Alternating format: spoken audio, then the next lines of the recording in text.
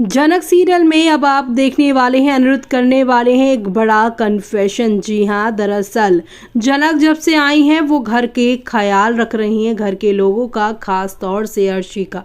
ऐसे में यहाँ पर अनिरुद्ध जनक को देखकर पुरानी यादों में खोया हुआ है, जब उसने जनक के साथ अपना पहला जन्मदिन मनाया था। और इतना ही नहीं, उस रात बरसात और ये सारी चीजें, वो सारी चीजें याद करेगा, और साथ ही साथ वो ये भी याद करेगा कि जनक को इससे इतनी नफरत है, लेकिन वो इसके बाद भी इस घर में रह रही है। वो यही बात जनक से कहेगा कि मेरे लिए बस इतना ही काफी है कि तुम इतना सहने के बाद भी, इतनी नफरत के बाद भी मेरे इस घर में मेरे साथ तुम रह रही हो।